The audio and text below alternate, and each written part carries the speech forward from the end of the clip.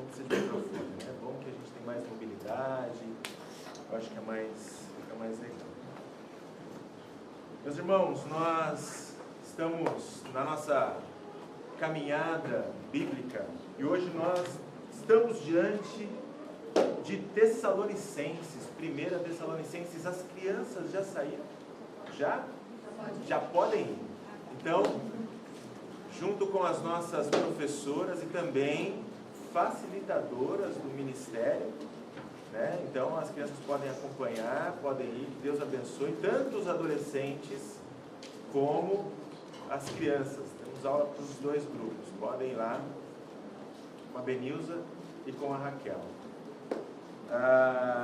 Só um detalhe, queridos, antes de a gente propriamente colocar a questão da mensagem, é que nesse final de semana, aliás, nessa quarta-feira, como a Dani disse aqui, nós vamos ter a multiplicação dos núcleos.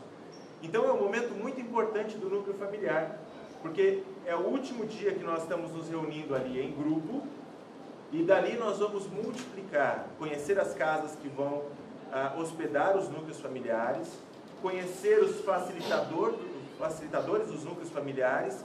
E nós vamos ter então a oportunidade de orar e abençoar essas famílias, esses grupos familiares que vão sair agora para estudar a Bíblia individualmente, aliás, em um pequeno grupo familiar. Então vai ser uma quarta muito gostosa. Estão todos convidadíssimos para participar conosco. E o Léo vai estar fazendo o discipulado com os juniores e adolescentes lá. Então os pais aqui, é muito importante que vocês continuem o trabalho que estava sendo feito. Nós paramos por causa das férias. É agora que volta, né, Léo? Já voltou? Não, vai voltar. Agora que volta. Então tem que levar os filhos, porque se não levar, depois não adianta reclamar quando perder a mão. Tem que enfim, colocar bastante coisa da igreja, do Senhor, da Bíblia, bastante interação com outros jovens e adolescentes da igreja, porque isso vai ajudar eles a se manterem firmes. Agora sim, vamos falar de Tessalonicenses. Irmãos, essa epístola de Tessalonicenses é uma epístola maravilhosa, que fala coisas maravilhosas e que nos dá uma ideia escatológica, tanto primeira como segunda Tessalonicenses. As duas epístolas falam, o tema central são temas escatológicos, e não era nem para estar aparecendo isso aqui. Espera aí, deixa eu só cancelar ele aqui. Eu acho que ele vai desligar. Esse aqui é um vídeo, depois vamos ver se a gente passa aqui. A maioria de vocês já conhecem, mas depois na hora do arrebatamento a gente fala sobre esse vídeo. Mas os dois livros, as duas epístolas falam sobre questões escatológicas. É muito interessante porque Paulo vai falar dessas questões escatológicas, e é isso que eu espero que você saia daqui entendendo nessa manhã. Paulo ele estava em Filipos. Aliás, antes disso, lá em Atos 16:9, Paulo ele se programa para ir para uma cidade quando ele é impedido pelo Espírito Santo de ir para aquela cidade. E aí ele tem uma visão de um varão macedônio que diz para ele: passa a Macedônia e ajuda-nos. Paulo então e os seus companheiros, eles entendem que é a vontade de Deus que esses homens então caminhem para a Macedônia, onde está, por exemplo, a cidade de Tessalonicenses. E eles entendem essa ser a vontade de Deus. Isso é muito interessante, queridos, porque muitas vezes nós imaginamos que se é a vontade de Deus, nós não vamos sofrer absolutamente nenhuma dificuldade no processo. Pois é, Deus mandou que a equipe fosse para Macedônia. Chega em Filipos, nós já vimos aqui há 2 semanas atrás. Em Filipos o que acontece? Ele é acusado injustamente, ele é encarcerado, ele é maltratado, ele apanha, ele fica ali preso, tudo injustamente. Talvez muitos se perguntassem: mas Deus, eu ia para outro canto, o Senhor mandou eu vir para cá, eu estou fazendo a sua vontade, eu estou pregando o Evangelho, e eu estou sofrendo essa grande tribulação. Não estou entendendo, Senhor, qual que é o... Pois é, queridos, e aí talvez Jesus olhasse para nós e diria o seguinte: pois é, eu já falei lá atrás, mas vou voltar a repetir: no mundo tereis aflições, mas tem de bom ânimo, porque eu venci o mundo. Temos que nos apegar nessas questões, porque é verdade. Muitas vezes nós criamos um faz de conta. É o mundo encantado de Jesus. E no mundo encantado de Jesus não existe dor. No mundo encantado de Jesus não existe tribulação. No mundo encantado de Jesus tudo dá certo. Queridos, o mundo encantado de Jesus não é a Disney, é real. O mundo que Cristo nos fez não é encantado, mas é um mundo comprado com o sangue dele. É um mundo que te garante que você vai viver eternamente com o seu Salvador. É um mundo que te garante que Ele está ao seu lado, quer você passe por lutas ou não passe por lutas, quer tribulação, quer alegria, Cristo está ao seu lado. Esse é o mundo de Cristo. É esse mundo que nós temos que nos apegar e não vivermos uma miragem, não vivemos uma ilusão, não vivemos uma promessa do Walt Disney. Não é essa a ideia. A ideia é vivermos a realidade que Jesus nos oferece. E lá está Paulo, em Filipos. Ele apanha, ele sofre, e ali ele é obrigado então a sair. Agora ele vai para Tessalônica. E ele caminha cerca de 160 quilômetros para ir para Tessalônica, para falar com os tessalonicenses, na igreja de Tessalônica. Lá na igreja, quando ele chega em Tessalônica, ele passa 3 semanas em Tessalônica, o que não é comum. Por que não é comum? Porque normalmente ele passava mais tempo. Nós vemos Paulo chegar a ficar 3 anos em uma cidade, implantando a igreja. Porque a ideia de Paulo não é simplesmente ir e lançar a semente do Evangelho, mas é ir lançar a semente e lançar a estrutura para que ali cresça uma igreja forte. Essa é a ideia de Paulo. E Paulo então passa 3 semanas também por causa de judeus que acabam se voltando contra o trabalho de Paulo, e quando ele vê que a coisa vai ficar muito, muito feia, Paulo então vai embora.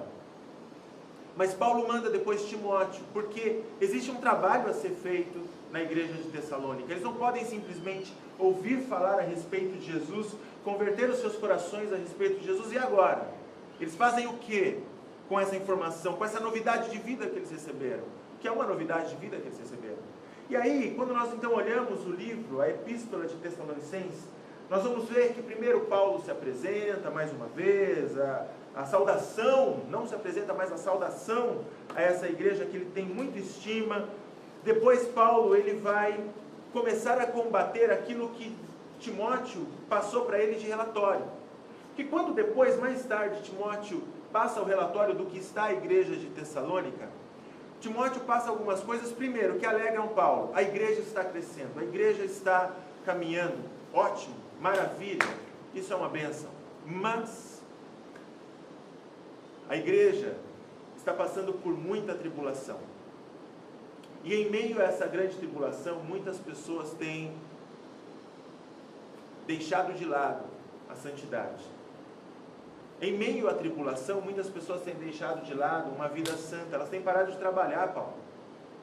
Aliás, Paulo, estão falando mal de você por aqui.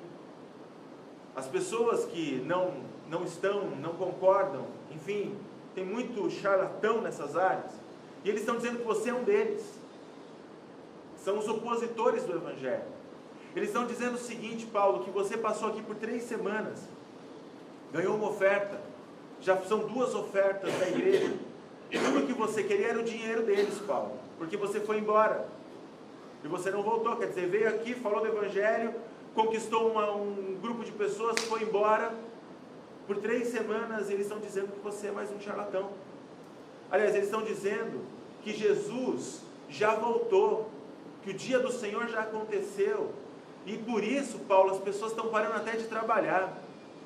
Muitos, por causa da tribulação que eles estão passando, Paulo, eles estão sofrendo, porque eles imaginam o seguinte, alguns acham que Jesus já voltou, já pararam de trabalhar, não estão nem aí, outros estão sofrendo a tribulação, estão deixando a santidade de lado, outros, Paulo, estão sofrendo porque em meio a essa tribulação de Roma, quer dizer, a pressão de Roma naquela cidade, as pessoas estão morrendo. Irmãos, nós tivemos acabamos de ter a morte de um repórter da Band, e foi uma comoção nacional, todo mundo falando a respeito disso.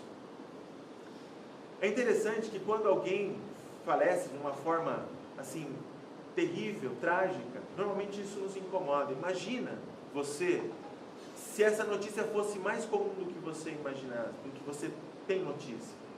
Imagine se constantemente você ouvisse falar que um membro da nossa comunidade, nossa pequena comunidade, morresse, foi preso, está sofrendo, foi encarcerado. Imagine você. Esses dias eu estava assistindo um vídeo que mandaram, cristãos sendo queimados vivos. Eu não sei por que eu assisti aquilo. Eu não sei se são cristãos ou se não são cristãos, se é verdade eu não sei. Porque eu sei que filmaram pessoas sendo queimadas vivas. Eu não consegui terminar de assistir. Batiam na senhora, no jovem, no senhor. Começaram a jogar galhos em cima e atiraram fogo e eu desliguei a internet. Porque isso são cenas que são terríveis, são brutais. Imagina essa igreja, uma igreja que acabou de entender que Jesus Cristo é o Senhor, num mundo completamente diferente do que nós vivemos hoje. Olha o contexto histórico do que nós estamos falando. Nós estamos falando de um contexto histórico do começo, há 2000 anos atrás, quase 2000 anos atrás. A defesa ao consumidor não existia, muito menos a defesa das pessoas de uma forma como nós temos hoje. As pessoas estão sofrendo, e Paulo, cada pessoa que morre, eles estão aguardando a vinda de Jesus. Timóteo mandando as cartas, eu estou colocando aqui de uma forma aleatória. Paulo, cada pessoa que morre, as pessoas sofrem porque elas imaginam o seguinte: se morreu, não viu a volta de Cristo, não foi com Ele. E isso está desanimando as pessoas, Paulo. Boas notícias, mas más notícias. Notícias que precisavam ser tratadas. Paulo então pega e escreve 2 cartas, 1ª e 2ª Tessalonicenses. Na carta de 1ª Tessalonicenses ele vai tratar de uma parte, e na de 2ª Tessalonicenses ele trata da outra parte, que é importante para essas pessoas. E Paulo então ele começa falando, primeiro a respeito de quem ele é, de quem os tessalônicos são para ele. Eu não vou me aprofundar aqui, porque o nosso tempo não permite, e lá no ABCAR na semana passada, aqueles que estiveram lá puderam passar um pouquinho. Nós passamos exatamente sobre o capítulo 2 de 1ª Tessalonicenses. Mas eu vou dar aqui, meio uma passada, não vou ler as passagens bíblicas, depois você lê 1ª Tessalonicenses capítulo 2. Mas Paulo aqui, ele vai dizer um pouquinho para essas pessoas que estão dizendo que ele é um charlatão, estão dizendo que ele, na verdade, foi lá, ganhou a igreja e foi embora. Então Paulo vai passar algumas coisas que são importantes para as nossas vidas também. Primeiro Paulo vai dizer o seguinte, que para ele se sente como um dispenseiro fiel em relação àquelas pessoas, àquela igreja. Dispenseiro fiel é aquele que cuida das coisas do seu Senhor. Então quando Paulo olha para aquela igreja, Paulo não está vendo pessoas que não têm absolutamente nada a ver com ele. Paulo está vendo um tesouro que Deus entregou nas suas mãos. Queridos, nós temos um tesouro que Deus entregou nas nossas mãos. Não são apenas os irmãos que nós temos que amar uns aos outros, mas principalmente nós não podemos esquecer desse tesouro. Esse é o tesouro de Deus. Deus decidiu nos deixar a sua palavra para que nós pudéssemos fazer o quê? Multiplicá-la. Essa é a ideia. Precisamos multiplicar as pessoas, precisamos multiplicar a mensagem do Evangelho. Todo dispenseiro que pega aquilo que o seu Senhor deixou com ele e deixa embaixo da mesa, guarda embaixo da cadeira, enterra em algum canto para manter seguro, é um mau dispenseiro.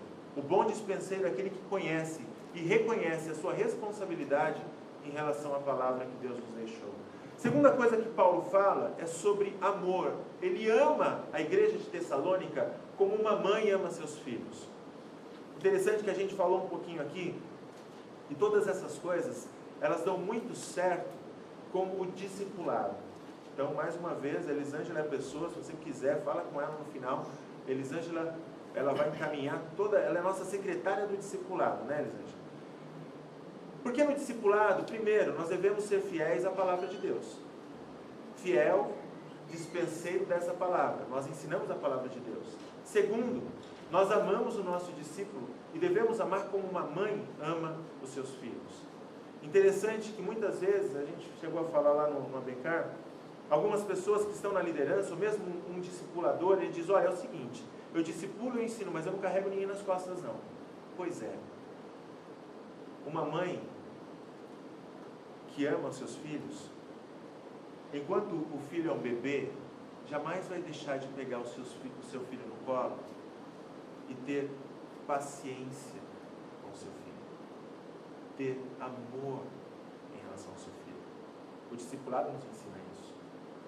Paulo vai dizer aqui também o seguinte, que para ele é como se ele fosse o pai dessa igreja, pai desses irmãos. No sentido de que pai não é apenas aquele que faz, mas é aquele que cria. Mais uma vez o discipulado entra muito bem nessa questão. Porque o discipulado, ele tem a ideia de não apenas trabalhar para que a pessoa se converta. Ótimo, é um menor abandonado, um crente menor abandonado. Vamos fazer um evangelismo explosivo? Vamos. Um monte de gente foi salva, que bênção. E agora quem vai cuidar dessas pessoas? Não sei, o importante é elas serem salvas e não irem para o inferno. Ótimo. São um monte de menor abandonado, um monte de bebês cristãos abandonados, sem ter ninguém, nenhum pai espiritual que vai fazer com que essa pessoa cresça na fé, na sabedoria, no conhecimento da palavra de Deus. Não adianta. Paulo ele olha e diz, eu não apenas fui aí e falei do evangelho para vocês, mas eu estou cuidando para que vocês cresçam espiritualmente, amadureçam espiritualmente. Mesmo não aí, mas mandei pessoas capacitadas como, por exemplo, Timóteo, para trabalhar no crescimento, no amadurecimento dessa igreja. Paulo, então, ele vai continuar tratando, e ele vai falar de várias coisas, ele vai falar de Timóteo e tudo mais, e aí Paulo acaba tocando, então, naquilo que é uma das necessidades, uma das faltas dessa igreja, que é a santidade. É muito interessante, irmãos, porque a dificuldade, a luta, ela pode fazer duas coisas com você. Ela pode te aproximar de Deus, mas ela pode também te afastar dos caminhos do Senhor. Sabe, nós não vivemos em tribulação aqui, no sentido de perseguição. Nós não sabemos o que é perseguição. Nós, do Brasil, não sabemos o que é perseguição. Não, você está falando isso porque você não sabe o que eu passo no meu trabalho. Não, lá tem uma irmã, tem uma mulher lá que ela me perdoa, irmã. Tem uma mulher lá que me persegue. Olha, ela faz a minha vida o inferno. Ela cuida eu já ouvi isso. Ela cuida da escala. Ela me coloca nos piores horários só porque eu sou crente. Desculpa, você não sabe o que é perseguição. Perseguição não é isso. A perseguição, ou ela te aproxima de Deus de tal forma que você vai perder a vida, se for necessário, em nome do seu Criador, em nome de Jesus. Ou você vai abrir mão de tudo e vai embora. Algumas pessoas pensam, não, eu vou deixando, eu vou levando, porque é o seguinte, se Jesus vier, eu ainda tenho mais uma chance. Eu posso lutar contra a batalha do anticristo. Eu não vou deixar ninguém me carimbar, colocar marca nenhuma em mim, eu vou... Deixa eu te dizer uma coisa, queridos. Hoje, o que nós ouvimos é o doce chamar do Espírito. Mas vai chegar um dia, no dia da trombeta, é o tipo do chamar que só querem ouvir aqueles que vão para a glória, aqueles que vão ser levados. Porque quem ficar vai passar pela mais terrível experiência que alguém pode imaginar. Paulo sabe disso. E Paulo sabe que por causa da tribulação, por causa da dor, por causa da situação que eles estão passando, muitos estão abrindo mão da sua fé, estão abrindo mão da santidade. E o capítulo 4 vai nos falar a respeito disso. Olha só. Finalmente, irmãos, nós vos rogamos e exortamos no Senhor Jesus, que como de nós recebestes quanto à maneira porque deveis viver e agradar a Deus, e efetivamente estáis fazendo, continueis progredindo cada vez mais. Porque estáis inteirados de quantas instruções vos demos da parte do Senhor Jesus, pois esta é a vontade de Deus, a vossa santificação, que vos abstenhais da prostituição, que cada um de vós saibais possuir o próprio corpo em santidade e honra, não com desejo de lascívia, como os gentios que não conhecem a Deus, e que nesta matéria ninguém ofenda nem defraude a seu irmão, porque o Senhor, contra todas essas coisas, como antes vos avisamos e testificamos claramente, é o vingador. Porquanto Deus não nos chamou para a impureza, e sim para a santificação. De sorte que quem rejeita essas coisas não rejeita o homem, e sim a Deus, que também vos dá o Espírito Santo. Bom, só esse texto aqui, queridos, é um texto extremamente completo e com várias coisas importantes que nós poderíamos passar muito tempo aqui. É muito interessante que o texto ele deixa claro que nós deveríamos manter a nossa vida pura diante do Senhor, em santificação. O que é santificação? Estar separado, é um ato de estar separado. Nós andamos separados. Separados do quê? Separados do pecado, separados do mundo, separados do que o mundo nos oferece. É muito interessante que muitas vezes quando nós lemos esse texto, a palavra de Deus fala sobre prostituição e tantas coisas. Quando fala sobre prostituição aqui, o termo grego está se referindo principalmente a sexo ilícito, ou fora do casamento, ou fora do contexto familiar. Essa é a ideia de prostituição. Mas quando o texto fala sobre isso, muitas pessoas passam e dizem, não, eu não tenho nada a ver com isso. Não estou passando. Não, está longe de mim. Longe, completamente longe. Imagina, olha só. Olha o texto, prostituição, não, estou fora. Lascívia, não, pelo amor de Deus, não tem esse negócio não. Nem sei o que significa isso, também não tenho. Olha, não, o que mais fala aqui? Não, estou fora, estou totalmente fora. Todas as coisas aqui eu estou fora. Ótimo, que bom, fico feliz que você passe longe. Mas tem uma palavrinha que eu gostaria de pensar desse meio, que é uma palavra que muitas vezes passa desapercebido, mas que faz com que muitas pessoas acabem pecando. Pecando nesse sentido, no sentido da imoralidade, no sentido da santificação no que diz respeito à sua vida física. E a palavra é defraudação. Olha só, no versículo 6, diz assim: e que nesta matéria ninguém ofenda nem defraude a seu irmão, porque o Senhor contra todas essas coisas, como antes nos avisamos e testificamos claramente, é o vingador. Forte isso. Defraudação. Defraudação, queridos, é você cometer uma fraude, é você praticar uma fraude. E o que é uma fraude? Me ajudem aí, o que é uma fraude? Oi? Tem uma pessoa da lei aqui. O que é uma fraude? Me ajuda. É enganar uma pessoa.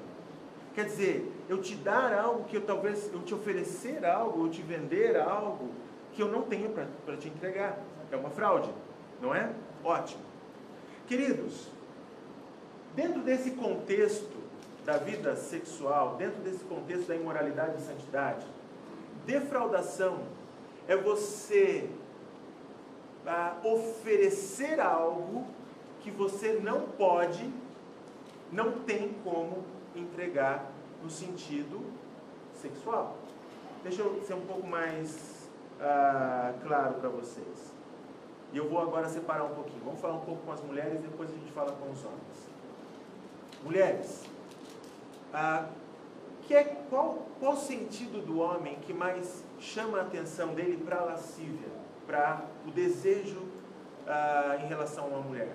O que mais atrai o homem? É pelo que ele come, pelo que ele ouve? O que mais é? Visual. Obrigado, vocês estão acordados, estão comigo, fico muito feliz. Você sabe o que isso quer dizer? E aqui eu quero só separar duas coisas. Uma coisa é a intenção do coração e a outra coisa é um contexto que você pode estar. Por exemplo, semana passada lá na igreja de Suzano, eu já passei tudo de uma vez, eu nem coloquei isso que fazia parte do meu esboço. Um filme chamando Brincando nos Campos do Senhor. Os missionários eles chegaram no meio dos índios e as mulheres dos missionários começaram a fazer o quê? Quando elas viram as índias sem roupa, elas pegaram as roupas e começaram a colocar roupa na Índia. Porque isso é imoralidade, mas aquilo não é imoralidade. Porque aquelas mulheres não estão nuas porque elas querem causar sensualidade nos homens. Não é essa a ideia. Elas estão por causa do contexto.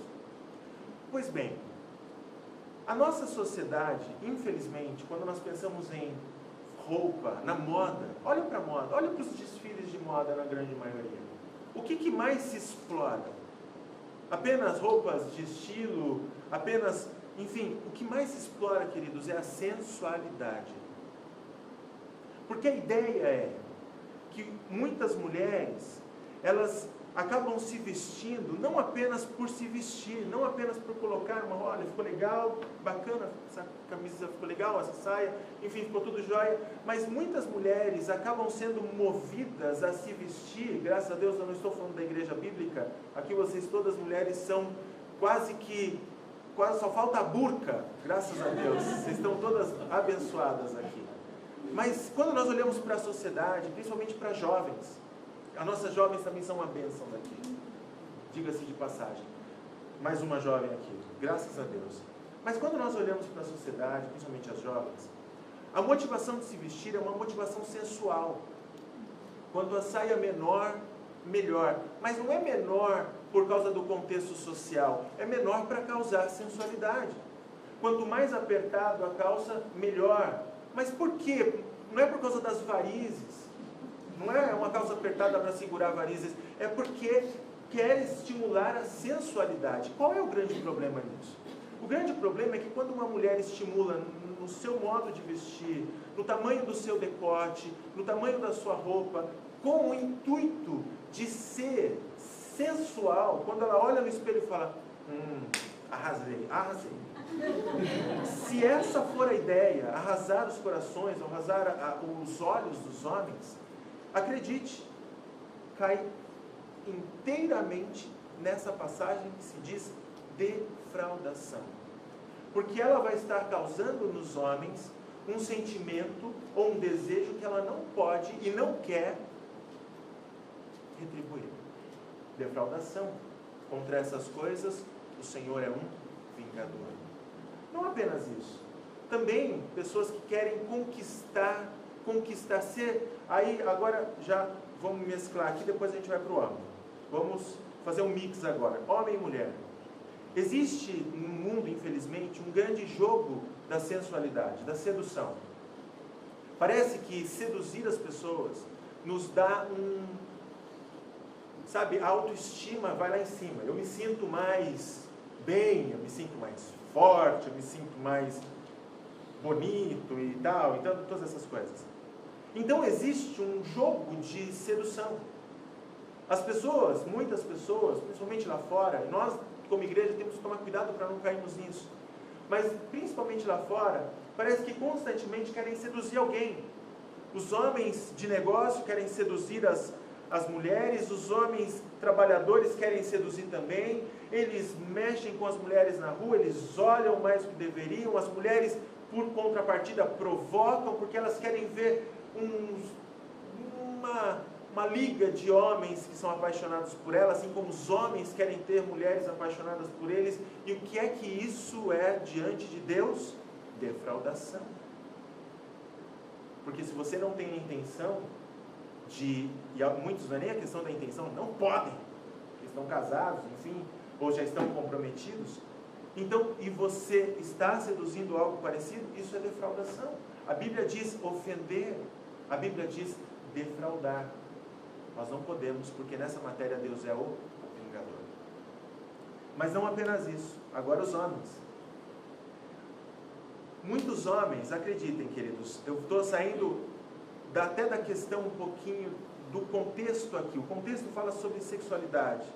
Quando eu vou para a questão só de conquistar, eu estou saindo um pouco, mas eu continuo caminhando na defraudação. Eu continuo caminhando. Por exemplo, algumas pessoas podem dizer, pastor, você está exagerando a questão da vestimenta das mulheres. Pois é, Timóteo, ele vai deixar isso muito claro. Timóteo vai dizer para as mulheres se vestirem de forma moderada, né? E ele vai até mais longe, ele vai dizer, inclusive, para não serem exageradas, até se tiver muita roupa, mas não ser exagerado. Timóteo vai bem mais longe do que Paulo, a gente pode colocar aqui. Mas muitos homens, queridos, também da mesma forma, eles acabam usando, por exemplo, até mesmo, bens para tentar mostrar o seu poder e no final das contas tentar seduzir. A ideia é a seguinte, se o homem tem aquela conversinha furada, seja pessoalmente ou seja pela internet, com a intenção sempre de seduzir, com a intenção sempre de lançar galanteios e tudo mais, os americanos chamam isso de ladies man. É o homem que constantemente está tentando seduzir, tentando impressionar. Cuidado, isso é uma defraudação. E contra essas coisas o Senhor é vingador. E Paulo, então, ele trata disso, mas Paulo precisa de algo que traga motivação, que traga um encorajamento a essas pessoas, porque não adianta dizer apenas qual é a dificuldade que elas estão passando e tentar corrigir. Eu preciso que essas pessoas tenham coragem, que elas continuem caminhando em rumo àquilo que Deus espera delas. E aí Paulo, então, ele começa a tratar de um outro assunto que é escatológico, mas que está ligado diretamente a esse assunto. Porque é o seguinte, queridos, quando nós somos bombardeados por esse mundo, e nós somos bombardeados por esse mundo, acredite, a Bíblia fala sobre isso, nós citamos isso aqui uma vez em um ano de mensagem, enquanto, se você ligar a televisão, assistir uma novela, que eu tenho certeza que, graças a Deus, aqui ninguém deve assistir, ninguém ficou lá assistindo o final dessa última novela, e que teve coisas até que não eram diante da Bíblia correta. Eu sei que vocês, graças a Deus, não fazem isso. Mas tem muita gente que passa lá à tarde, à noite, assistindo e sendo ali contaminada constantemente com essas coisas de sensualidade, defraudação e tudo mais. Diante de todas essas coisas que você é bombardeado constantemente, como encontrar coragem, força e motivação para se manter firme naquilo que Deus espera de você? Paulo vai tratar sobre isso quando ele fala sobre escatologia. Primeiro, Paulo, ele usa isso como um consolo, porque afinal de contas as pessoas, por causa da tribulação, saem da santidade, mas também acabam chorando e ficando inconsoláveis quando as pessoas que elas amam morrem. E o que acontece com essas pessoas? Eu tenho pouquinho tempo, mas eu espero conseguir passar para vocês de uma forma rápida aqui esse ponto. Capítulo 4 de Tessalonicenses. Vamos ler a partir do versículo 13. Olha só. Não queremos, irmãos, que sejais ignorantes com respeito aos que dormem, para não vos entristecerdes como os demais, que não têm esperança. Pois se cremos que Jesus morreu e ressuscitou, assim também Deus, mediante Jesus, trará a sua companhia aos que dormem. Ora, ainda vos declaramos por palavra do Senhor isto: nós, os vivos, os que ficarmos até a vinda do Senhor, de modo algum precederemos os que dormem. Porquanto o Senhor mesmo, dada a voz da trombeta, dada a palavra de ordem, ouvida a voz do arcanjo, ressoada a trombeta de Deus, descerá dos céus, e os mortos em Cristo ressuscitarão primeiro. Depois, nós, os vivos, os que ficarmos, seremos arrebatados juntamente com eles, entre as nuvens para o encontro do Senhor nos ares. E assim estaremos para sempre com o Senhor. Consolai-vos, pois, uns aos outros com essas palavras. Paulo, então, ele pega aquilo que está sendo o grande problema. O que está fazendo com que essas pessoas abram mão de tudo? Elas deixaram de esperar a vinda de Cristo. Elas estão temerosas. Na verdade, elas deixaram de esperar aqui no capítulo 5. Elas estão já achando que o dia do Senhor já chegou, mas, enfim, nessa parte aqui elas estão desanimadas, porque aquelas pessoas que morreram por causa da tribulação, o que vai acontecer com elas? E a vinda de Cristo, enfim, essas coisas todas estão levando essa igreja a ficar de uma forma que Paulo não esperava que ela ficasse. Paulo, então, ele começa a dizer que um dia, as pessoas que faleceram, as pessoas que morreram, isso nos causa muita dor, elas ressuscitarão. E elas ressuscitarão primeiro. É muito interessante a gente pensar nisso pelo seguinte: porque muitas vezes, queridos, nós passamos por dor, por situações tão difíceis, porque nós perdemos pessoas que nós amamos. Mas a palavra de Deus diz que essas pessoas, todas as pessoas que morreram no Senhor, vão ressuscitar. Elas serão, olha, eu não sei como é que isso vai acontecer, sei que os mortos os mares vão devolver os seus mortos, seja lá de onde for, o milagre da transformação, porque nós todos esperamos ser transformados, assim como Cristo foi transformado, tendo um corpo glorificado. Paulo aqui está dizendo que todos nós seremos transformados, os mortos serão transformados primeiro. Depois que os mortos forem transformados, ouvida a voz de comando, daquilo que vai acontecer, depois que o arcanjo der ali a voz e a trombeta soar, Jesus virá nas nuvens para arrebatar a sua igreja. Tem um vídeo, e vamos ver se eu consigo passar para vocês. Se eu ligar aqui. Entender, Paulo ele está mostrando isso para encorajar essas pessoas. Obrigado. Ótimo. Será que chega aqui? Se não chegar, a gente faz sem som.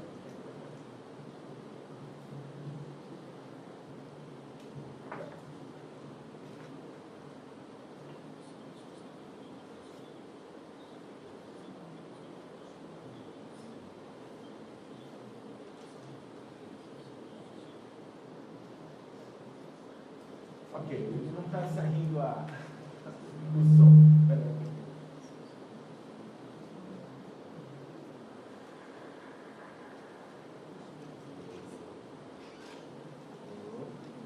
Cristo está voltando para a sua igreja. A Bíblia diz em Mateus 24:42: portanto, vigiai, porque não sabeis o dia em que vem o nosso Senhor. Eu quero que vocês saibam, igreja, que Jesus Cristo poderia voltar este mês, ou ele poderia voltar na próxima semana, ou ele poderia até mesmo voltar.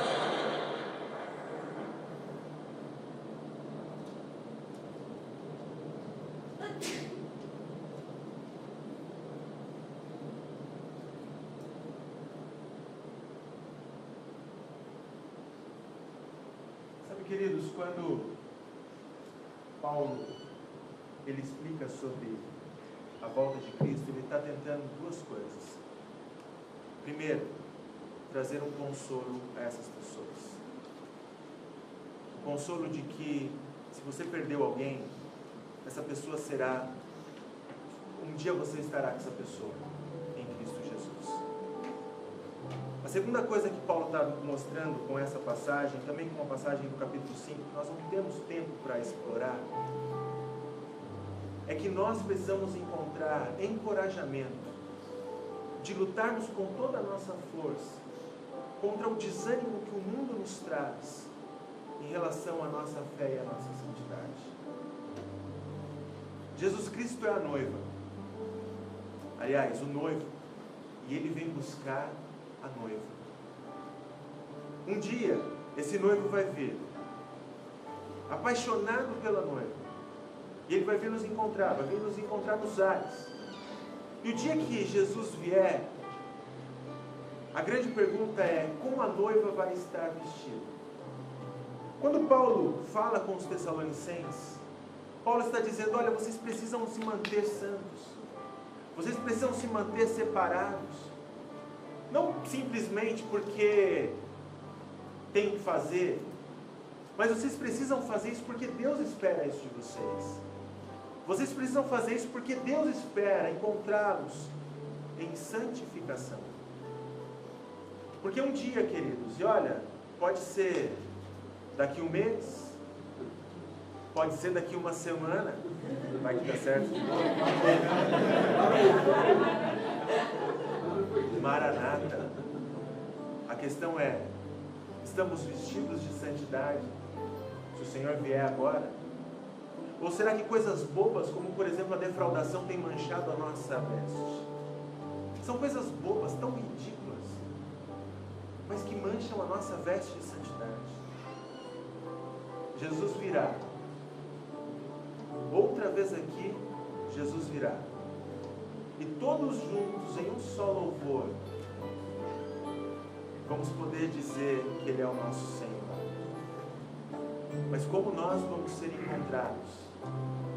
Vestidos de santidade, desanimados? Será que a tribulação vai manchar a nossa veste? Será que o eu vai manchar a nossa veste? Será que a nossa autoestima vai manchar a nossa veste? Será que as pessoas vão manchar a nossa veste? Será que a sociedade vai manchar a nossa veste? Será que sermos levados pelo que assistimos na TV vai manchar a nossa veste? Será que os nossos desejos carnais vão manchar a nossa veste? O que vai manchar a nossa veste? Como Jesus vai nos encontrar? Ele deve nos encontrar santos e separados, almejando e esperando a vinda maravilhosa de Jesus. essa canção. Se você sabe, me ajude. Pode ficar de pé, pega o microfone, me ajuda aí. Você é um cantor, cara. Eu decidi ser pastor porque meu negócio de cantar não é comigo. Jesus virá, outra vez aqui Jesus virá, mais outra vez aqui, e todos juntos, eu só louvor, cantemos todos, Ele é o nosso Senhor. Um lindo dia eu encontrar a eterna glória prometida está. Gozo e alegria posso então sentir, pois Jesus Cristo já está por vir. Jesus virá, outra vez aqui Jesus virá, mais outra vez aqui, e todos juntos em um só louvor, cantemos todos, Ele é o nosso Senhor. Não existe dúvida que Jesus virá. Não existe dúvida que Ele virá. E como o ladrão da noite Ele virá, que não avisa para chegar. Capítulo 5 fala disso. Mas as tribulações e as dores e as dificuldades muitas vezes nos levam para longe do Senhor. E quando Paulo escreve, nos fala a respeito da vinda de Cristo, do arrebatamento, de todas essas coisas, o que Paulo está querendo é dizer: acorda, acorda. Jesus está voltando, Ele é o noivo, Ele pode te pegar despido de santidade, Ele pode pegar distante dele. Nós devemos estar prontos e almejando a vinda de Cristo, podendo dizer, sem nenhuma dor, sem nenhum medo: Jesus virá. E eu estou aqui, Senhor, eu estou te esperando. Me ajude a estar bem vestido no dia que o Senhor chegar. Fica de pé. Senhor, em nome de Jesus, Pai, nós nos colocamos à sua presença. No livro de Tessalonicenses, o Senhor nos fala algumas coisas interessantíssimas, Pai. O Senhor nos mostra como devemos agir em relação às pessoas que o Senhor nos deu, como fiéis, dispenseiros, uma mãe que ama, um pai que cuida. O Senhor nos mostra, Senhor, que dessa forma não seremos envergonhados. A Tua palavra em Tessalonicenses também nos mostra, Senhor, que por causa da tribulação e da luta e da pressão desse mundo, muitos têm simplesmente, Senhor, deixado de lado, aberto suas mãos, Senhor, abre completamente as mãos em relação à santidade. Como encontrar encorajamento, como encontrar força? O Senhor nos fala, Senhor, primeiro, consola os nossos corações com a sua vinda, porque se perdemos alguém, teremos a chance de abraçá-los de novo. E segundo, Senhor, isso nos encoraja a estarmos vestidos de santidades, prontos para esperar o nosso Salvador. Ajuda-nos, Pai, quanto a isso, ajuda-nos a viver dessa forma, ajuda-nos, Senhor, a não envergonharmos e glorificarmos, Senhor Deus. É isso que nós queremos, glorificar o Teu nome. Em nome santo de Jesus, nós te louvamos e te agradecemos. Amém. Que o amor de Deus Pai, a graça do nosso Senhor Jesus Cristo, as doces consolações e o encorajamento do Espírito Santo seja sobre a sua vida não apenas hoje, mas para todo sempre. Juntos vamos cantar e aguardar a volta do nosso Deus, vestidos de santidade.